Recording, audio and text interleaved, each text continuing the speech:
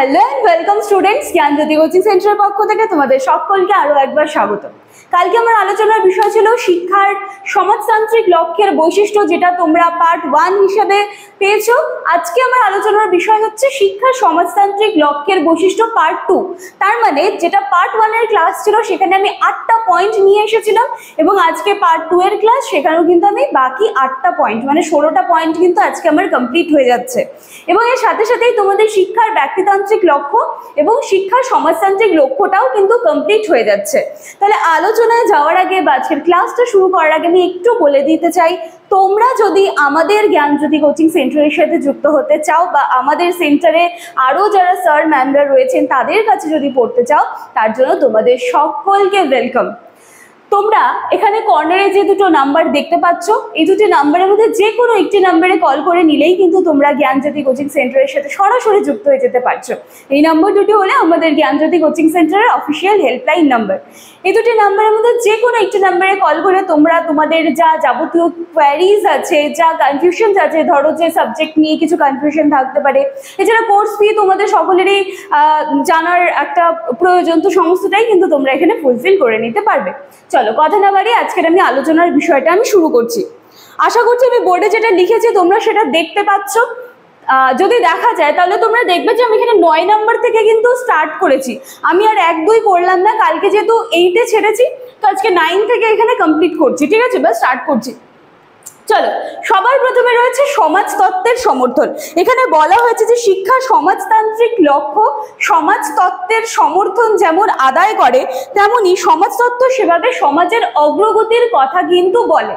কি কি উপায়ে সমাজকে সবার আগে রাখা যাবে, কি কি উপায়ে সমাজের উন্নয়ন হবে, এই সমস্ত কিছুর কিন্তু সমর্থনের কথা বলা হয়েছে বা সমস্ত কিছুকে অগ্রাধিকার দেওয়ার কথা বলা হয়েছে। পরবর্তী পয়েন্ট হচ্ছে পাঠ্যক্রম।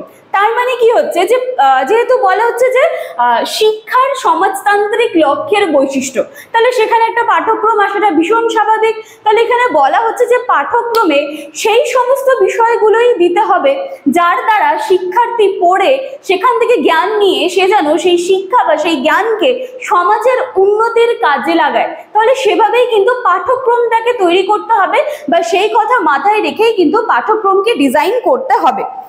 ঠিক আছে, এর পরবর্তীতে দেখো, এর পরবর্তীতে রয়েছে পাঠদান পদ্ধতি। আচ্ছা, পাঠ্যক্রম তো আমরা সেভাবে ডিজাইন করলাম, এবার পাঠটাকে যে আমি দান করব, ঠিক আছে, সেটাকে আমি কোন পদ্ধতিতে বা কোন উপায়ে আমি পাঠদান করব যাতে একজন শিক্ষার্থী বা যাতে একজন ব্যক্তি সমাজমুখী হবে। তাহলে আমাকে নিশ্চয়ই তাকে সেই ধরনের অ্যাক্টিভিটিস গুলো করাতে হবে বিদ্যালয়, যেখানে হচ্ছে তারা গ্রুপে কাজ করতে পারবে, তাদেরকে দলগত শিখন, এই সমস্ত যে জিনিসগুলো রয়েছে বা বিভিন্ন ধরনের প্রকল্প পদ্ধতিগুলো যে রয়েছে, যেখানে তারা সবাই মিলে গ্রুপ করে করে কাজগুলো যাতে করতে পারে, তাহলে সেইভাবেই কিন্তু পাঠদানের পদ্ধতিটাকে রাখতে হবে। কারণ আমি প্রথমেই কালকেই আলোচনা করতে গিয়ে বলেছিলাম যে দেখো, বাড়ির পরে কিন্তু দ্বিতীয় বাড়ি আমাদের কিন্তু হচ্ছে বিদ্যালয়, এবং সেখানেই কিন্তু আমরা বাড়ির থেকে যে শিক্ষাটা পাই তার পরবর্তী যে শিক্ষাটা আমরা আমাদের জীবনে পেয়ে থাকি সেটা কিন্তু আমাদের বিদ্যালয়। তো সেখানে বলা হচ্ছে যে বিদ্যালয় পাঠদান পদ্ধতিটাকে সেই রূপে করতে হবে যাতে সেই পাঠদান পদ্ধতির মাধ্যমে শিক্ষার্থী বুঝতে শেখাচ্ছে একটা গ্রুপের মধ্যে থেকে শৃঙ্খলাবদ্ধভাবে সুন্দরভাবে কাজ কি করে কমপ্লিট করা যায়। ঠিক আছে, আত্মগতি। আচ্ছা, এই আত্মগতি এই পয়েন্টটা দেখো, যখন আমরা শিক্ষার ব্যক্তিতান্ত্রিক লক্ষ্য আলোচনা করছিলাম সেখানে কি বলা হয়েছিল যে সেখানে প্রত্যেকটা ব্যক্তির ওপর মানে ইন্ডিভিজুয়ালি খেয়াল করা হতো এবং তাদের কিন্তু কারোর সাথে কারোর কম্পিটিশন ছিল না, তারা সবাই নিজের নিজের জায়গায় সুন্দরভাবে গ্রো করছিল। কিন্তু এখানে যেহেতু সমাজের কথাটা আসছে, মানে একটা গ্রুপের কথা আসছে, তাহলে এখানে কিন্তু ইন্ডিভিজুয়ালি কাউকে সেভাবে লক্ষ্য রাখাটা খুব মানে পসিবল হয়ে ওঠে না, যেহেতু এটা সমাজ, একটা গ্রুপের কথা বলা হয়েছে। তো এইখানে মানে একজনের থেকে আরেকজন কখনো এগিয়ে যেতে পারছে না, যদিও তার মধ্যে সেই ক্ষমতা থাকে, তবুও তাকে সেই মানে তবুও সেই যে গ্রুপটার মধ্যে আছে, তবু সে যে একটা দলের মধ্যে থেকে কাজ করছে, সেই দলের সাথে একেবারে পাল্লা দিয়ে দিয়ে তাকে কিন্তু গ্রো করতে হবে।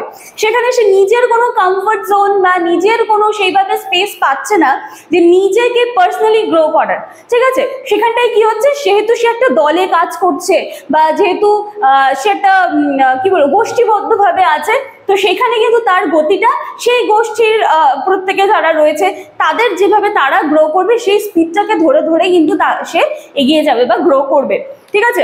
এরপরে রয়েছে শৃঙ্খলা। এটা তো মোস্ট ইম্পর্টেন্ট। সমাজে থাকতে গেলে আমাদের সব থেকে গুরুত্বপূর্ণ কি, শৃঙ্খলা। সুন্দরভাবে আমাদেরকে সমাজে থাকতে হবে এবং আমরা সেই ধরনের শিক্ষাই গ্রহণ করব বা শিক্ষা সেই সমস্ত জিনিসই দেওয়া হবে যেখান থেকে আমরা শিখতে পারবো যে সুন্দরভাবে সুশৃঙ্খল হয়ে আমরা কিভাবে একটা সমাজে বসবাস করতে পারি। শুধু সমাজে বসবাসই না, সেই সমাজটাকে কিন্তু আরো উন্নততর জায়গায় যাতে নিয়ে যেতে পারি। এরপরে রয়েছে শিক্ষক মহাশয়। দেখো এখানে অবশ্যই শিক্ষক মহাশয়রা শিক্ষার্থীদের সেই সমস্ত গুণাবলী দেওয়ার চেষ্টা করবেন যার মাধ্যমে সে মানে একা থাকার প্রবণতার থেকে বের হয়ে দলের মধ্যে, গোষ্ঠীর মধ্যে, গ্রুপের মধ্যে থাকার যেই গুণাবলীগুলো আছে সেগুলো যেন সে পায়। তো এই ক্ষেত্রে শিক্ষক মহাশয় সবসময় সেই চেষ্টাই করবেন, সবসময় স্কুলে নানান ধরনের অ্যাক্টিভিটিস যেগুলো করানো হবে সেগুলো যেন সবসময় গ্রুপের উপর বেস করে হয়। তো এই সমস্ত জিনিসগুলো রয়েছে। এরপরে রয়েছে বিদ্যালয়। এটাও অনেকটা ওই তোমাদের পাঠদান পদ্ধতি শিক্ষক মহাশয়ের মতোই চলে আসছে। দেখো বিদ্যালয়ে গিয়ে কিন্তু আমরা কখনো একা থাকি না, ঠিক আছে। সেটা টিফিন বলো বা একসাথে বসে পড়াশুনো করছি, কখনো কি কেউ একা বসে থাকে না। এবার যখন মনে করো একটা বেঞ্চ শেয়ার করছি, 4-5 স্টুডেন্ট মিলে একটা বেঞ্চ শেয়ার করছি, তো সেই যে আমি শুধু বেঞ্চটা শেয়ার করছি না, কিন্তু তার সাথে সাথে কিন্তু আমি অন্যদের সাথে কিভাবে ওঠা বসা করব, কিভাবে মিলেমিশে একসাথে বসবো, আমার পেন নেই অন্য কেউ আমাকে একটা পেন দিয়ে হেল্প করছে, বা টিফিনের সময় আমরা টিফিন শেয়ার করছি। এই যে এই জিনিসগুলো যে ভাগাভাগি করে নেওয়ার একটা প্রবণতা, কখনো কোনো কিছুকে একা ভোগ না করার প্রবণতা, এই সমস্তটা কিন্তু আমরা বিদ্যালয় থেকেই পাই। আচ্ছা, সবার শেষে রয়েছে হচ্ছে মূল্যায়ন। দেখো যখন আমরা শিক্ষার ব্যক্তিতান্ত্রিক লক্ষ্যটা দেখছিলাম, সেখানে আমরা দেখছিলাম যে ইন্ডিভিজুয়ালি প্রত্যেকটা স্টুডেন্ট বলো বা ব্যক্তি যেটা আছে, তো সেখানে ইন্ডিভিজুয়ালি সবাইকে দেখা হতো মূল্যায়নে তার সর্বাঙ্গীন বিকাশ হয়েছে কিনা।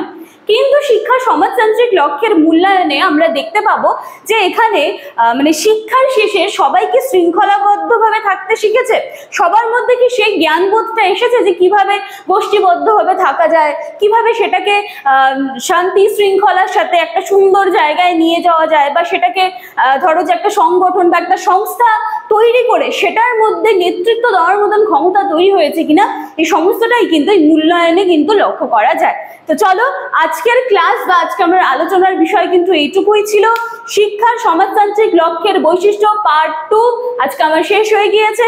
আশা করছি ভিডিওটা তোমাদের ভালো লাগবে এবং এটাও আশা রাখছি যে তোমরা কালকে পার্ট 1 কিন্তু দেখে এসেছো। ভিডিওটি ভালো লাগলে লাইক, কমেন্ট, শেয়ার, সাবস্ক্রাইবের আশা রাখলাম। দেখা হচ্ছে পরের দিনের ক্লাসে। Thank you.